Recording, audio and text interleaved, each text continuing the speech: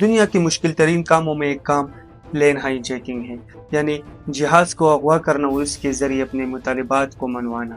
High jacking میں کسی لڑکی کا ملوث ہونا حیرت کی بات ہے، مگر کسی نوجوان لڑکی کا پلین ہائی جیک کرنا اور پھر سے پلاسٹک سرجری کرنا اور ایک بار پھر پلین ہائی جیک کرنا، یعنی وہ کئی بار پلین ہائی جیک کر چکی ہے۔ یہ کوئی فلمی بات نہیں بلکہ لیلا خالد کی ریئل لائف سٹوری ہے۔ یہ ایک ایسی کہانی ہے جو یقیناً آپ کو حیران کر دی۔ کون تھی لیلا خالد اور وہ بار بار جہاز کیوں ہائی جیک کرتی تھی؟ طیارے اغوا کرنے کے پیچھے کیا مقصد تھا؟ لیلا خالد اپنی انگوٹھی میں بندوق کی گولی کیوں پہنتی تھی؟ لیلا خالد اس وقت کہاں ہے؟ میں ہوں شہزاد بادشاہ اور آپ دیکھ رہے ہیں میرا یوٹیوب چینل شہزاد بادشاہ۔ دوستو یہ بات ہو رہی ہے 29 اگست 1969 کو، جب اٹلی کے شہر روم میں اناؤنسمنٹ ہوئی۔ Ladies and gentlemen, this is the final boarding call for Transworld Airlines Flight 840 to Tel Aviv. تمام مسافر ہاتھوں میں بورڈنگ پاس تھامے ہوئے جہاز کی طرف بڑھنے لگے۔ ان مسافروں میں ایک 25 سالہ لڑکی بھی شامل ہے جو کہ ہاتھوں میں فرسٹ کلاس کی بورڈنگ پاس لیے سفید لباس، سر پر ہیک اور سن گلاسز پہنے ہوئے ہالی ووڈ ایکٹریس گریہپ جیسی لگ رہی تھی۔ یہ بوئنگ 707 جہاز تھا اور اٹلی سے اسرائیل کے کیپٹل تل اویو میں جا رہا تھا، اور اطلاع یہ ملی تھی کہ اس ٹائم کی اسرائیلی وزیر اعظم ایزک رابین بھی اس فلائٹ کی مسافروں میں شامل تھی۔ حیران کر دینے والی بات یہ ہے کہ ایک 25 سالہ نوجوان لڑکی سیکیورٹی کے آنکھوں میں دھول جھونک کر اپنے ساتھ ایک گن اور 2 ہینڈ گرینیڈز جہاز میں لے جانے میں کامیاب ہو گئی تھی، اور وہ یہ ظاہر کرنے کی کوشش کر رہی تھی کہ ایئرپورٹ کے انتظار گاہ میں بیٹھے ہوئے ایک دوسرے شخص سلیم عیساوی کو نہیں جانتی، جو کہ در حقیقت اس کے ساتھ اسی پلین کا حصہ تھا۔ تاریخ اس لڑکی کو لیلا خالد کے نام سے جانتی ہے، جو فلسطین کی آزادی کا ایک سرگرم کارکن تھی۔ آج کی ویڈیو میں ہم آپ کو دنیا کی پہلی ہائی جیکر خاتون لیلا خالد کی زندگی کی حیران کن داستان سنائیں گے، جس نے ہوائی جہاز ہائی جیکنگ کے مختلف کارروائیوں کے دوران نہ صرف اپنے چہرے کے 6 بار پلاسٹک سرجری کروائی بلکہ دنیا کے پاورفل کنٹریز کے جہاز بھی اغوا کیے۔ جہاز کے اندر لیلا خالد اور سلیم عیساوی کی سیٹیں آس پاس تھی۔ جہاز نے جیسے ہی ٹیک اپ کیا، کریو نے مسافروں کو مشروبات سرو کرنا شروع کر دیا۔ ایئر ہوسٹرز نے لیلا خالد کو کافی اور سلیم عیساوی کو بیئر پیش کی۔ لیلا نے ایئر ہوسٹر کو بتایا کہ اسے ٹھنڈ محسوس ہو رہی ہے، لہٰذا اسے ایک ایکسٹرا بلینکٹ دیا جائے، جس کے بعد ایئر ہوسٹر نے لیلا خالد کو ایکسٹرا ایئر بلینکٹ دے دیا، جس کے پیچھے لیلا خالد نے ایک بندوق اور وہ 2 ہینڈ گرینیڈز چھپائے۔ جہاز ہوا میں ہے اور لیلا خالد اور سلیم عیساوی نے جان بوجھ کر فرسٹ کلاس کی سیٹس بک کروائی تھی تاکہ انہیں طیارے کی کاکپٹ تک رسائی آسانی سے مل سکے۔ جیسے ہی جہاز کے سٹاف نے فرسٹ کلاس کے مسافروں کو سرو کرنے کے بعد اکانومی کلاس کے مسافروں کو سرو کرنا شروع کر دیا، سلیم نے اچانک سے چھلانگ لگائی اور کاکپٹ تک پہنچ گیا۔ اس کے پیچھے لیلا خالد بھی اپنے ہاتھوں میں ہینڈ گرینیڈز لے کر اس کے پیچھے دوڑی۔ اسی دوران ایئر ہوسٹر سے ٹرین نیچے گر گئی اور وہ چیخنے لگی۔ بعد میں سلیم عیساوی اور لیلا خالد نے چیخ کر کہا کہ فرسٹ کلاس کے مسافر پیچھے اکانومی کلاس میں چلے جائیں۔ لیلا اور اس کے ساتھی نے کاکپٹ میں انٹر ہو کر پلین کو مکمل طور پر ہائی جیک کر لیا تھا، اور اس ہائی جیک میں لیلا خالد کو پائلٹ سے اور ٹریفک کنٹرول روم سے بات کرنے کا رول دیا تھا۔ ابتدا میں لیلا نے پائلٹ سے طیارے کو اسرائیل کے لوڈ ایئرپورٹ پر لے جانے کے لیے کہا، جسے اب بین گورین ایئرپورٹ کہا جاتا ہے۔ جیسے ہی طیارہ اسرائیل کے حدود میں داخل ہو گیا، اس کے ساتھ ساتھ اسرائیل کے 3 معراج طیارے بھی پرواز کرنے لگے، جن کی طیاروں کو دیکھ کر مسافروں میں خوف و ہراس پھیل گیا کہ یہ ہم پر کہیں حملہ نہ کرے۔ لیلا نے ایئر ٹریفک کنٹرول روم سے رابطہ کیا اور کہا کہ اب ہمیں فلائٹ TWA 840 کے بجائے PLFP یعنی فری عرب فلسطین کے نام سے پکارے گئے۔ جہاز کے پائلٹ نے پہلے تو لیلا خالد کی بات ماننے سے انکار کیا، لیکن جیسے ہی لیلا نے ہاتھ میں 2 گرینیڈز اٹھائے، پائلٹ نے فوراً ہدایت پر عمل کرنا شروع کر دیا۔ جیسے ہی جہاز لوڈ ایئرپورٹ کے اوپر سے گزرا، نیچے اسرائیل کی فوج اور ٹینکس ہائی جیکر سے نمٹنے کے لیے تیار بیٹھے تھے، لیکن اچانک لیلا خالد نے پائلٹ کو حکم دیا کہ طیارے کو دمشق کی طرف موڑو۔ جہاز دمشق میں لینڈ کر دیا گیا۔ مسافروں کو یرغمال بنا کر فلسطین کی آزادی کا مطالبہ کیا۔ مذاکرات کے بعد اسرائیلی جیلوں سے فلسطینی قیدیوں کی رہائی اور ہائی جیکرز کی بحفاظت واپسی کی شرائط پر تمام یرغمالوں کو رہا کر دیا گیا۔ دمشق ایئرپورٹ پر لینڈنگ کے بعد سلیم عیساوی نے جہاز کے کوکپٹ میں دھماکہ خیز مواد رکھ کر جہاز کو اڑا دیا۔ اسرائیل کے لیے یہ ایک بڑا دھچکا تھا کہ 25 سالہ نوجوان لڑکی نے نہ صرف اس کا ایک طیارہ اغوا کیا بلکہ اس کو اڑا بھی دیا۔ اس انسیڈنٹ کے بعد لیلا خالد پوری دنیا میں توجہ کے مرکز بن گئی تھی۔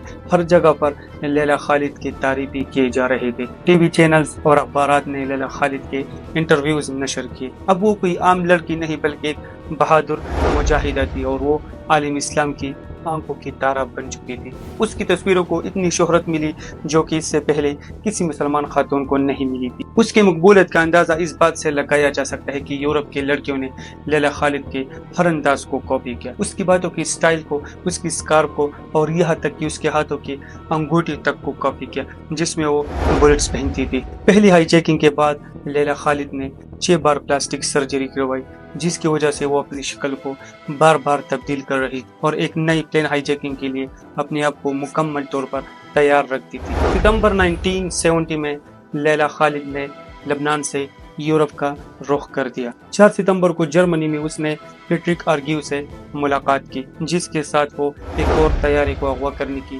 پلاننگ کر رہی تھی۔ یہ دونوں اس سے پہلے کبھی ایک دوسرے کے ساتھ نہیں ملے تھے۔ 6 ستمبر کو نیو یارک کا ٹکٹس لے کر امبرسٹن کے لیے روانہ ہو گئے۔ جب یہ دونوں طیارے میں سوار ہو رہے تھے تو ان کو یہ معلوم نہیں تھا کہ ان کے جو 2 ساتھی اس پلین ہائی جیکنگ میں اس کا حصہ تھا ان کو ایئر لائن کی طرف سے ٹکٹ سے نہیں دیے گئے۔ ہائی جیکنگ کی پلاننگ کرتے ہوئے یہ فیصلہ کیا گیا تھا کہ اس پرواز کے اغوا کرنے سے پہلے یہ دیکھا جائے کہ اس پرواز میں آلریڈی سیکیورٹی حکام اور مسلح سیکیورٹی اہلکار موجود ہوتے ہیں اور طیارے میں سوار ہونے سے پہلے 3 بار تلاشی لینی پڑتی ہے، اور اس بار لیلا خالد نے اکانومی کلاس کے ٹکٹس بک کروائی تھی۔ لیلا خالد اس بار اپنے ساتھ صرف 2 دستی بم کے ساتھ پلین میں داخل ہو چکی تھی۔ جب پلین ہوا میں تھا لیلا خالد نے اچانک سے کوکپٹ کی طرف بھاگنا شروع کر دیا لیکن پائلٹ نے پہلے سے ہی کوکپٹ کا دروازہ بند کر دیا تھا۔ اب لیلا خالد مشکل میں پڑ گئی تھی۔ انہوں نے اپنے بیگ سے ہینڈ گرنیڈز نکالنے کی کوشش تو کی مگر گارڈز نے ان پر فائرنگ کرنا شروع کر دی۔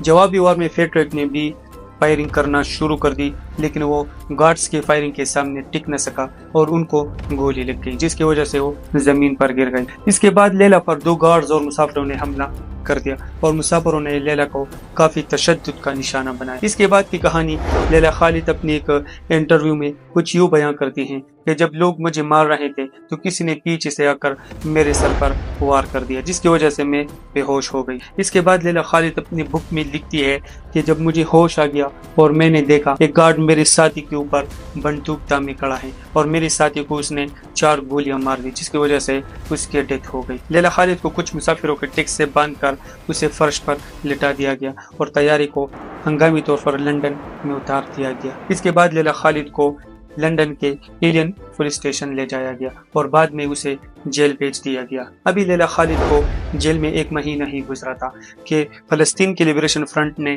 لیلا خالد کے ساتھ ساتھ کچھ عسکریت پسندوں کی رہائی کا مطالبہ کیا اور مطالبات پوری کرنے کی غرض سے چند روز بعد ممبئی سے بیروت جانے والے ایک مسافر طیارے کو ہائی جیکٹ کر لیا گیا۔ عسکریت پسندوں نے اس طیارے میں 300 مسافروں کو یرغمال بنا لیا اور مسافروں میں 65 برطانوی شہری بھی شامل تھے۔ مذاکرات کے میز پر لیلا خالد کی رہائی کا مطالبہ کر لیا گیا۔ برطانوی وزیر اعظم ایڈورڈ نے بالآخر اتفاق کیا کہ برطانیہ کے پاس لیلا خالد کو رہا کرنے کے سوا کوئی چارہ نہیں۔ 13 ستمبر کو صبح 7 بجے BBC عربی ریڈیو سے برطانوی حکومت کا ایک خبر نشر کیا گیا جس میں وہ کہہ رہے تھے کہ ہم لیلا خالد کو یرغمالوں کے بدلے رہا کریں گے، لیکن اسرائیل کو برطانیہ کا یہ فیصلہ نامنظور تھا اور ان کا حکام کا یہی ماننا تھا کہ اس فیصلے کی وجہ سے دہشت گردی کو فروغ مل رہا ہے، لیکن برطانیہ کے پاس بھی کوئی دوسرا آپشن نہیں تھا جس کے بدلے وہ اپنی شہریوں کی زندگیاں بچائیں۔ مسافروں کے بدلے لیلا خالد کو رہا کر دیا گیا۔ 1970 کو رویال ایئر فورس کا ایک طیارہ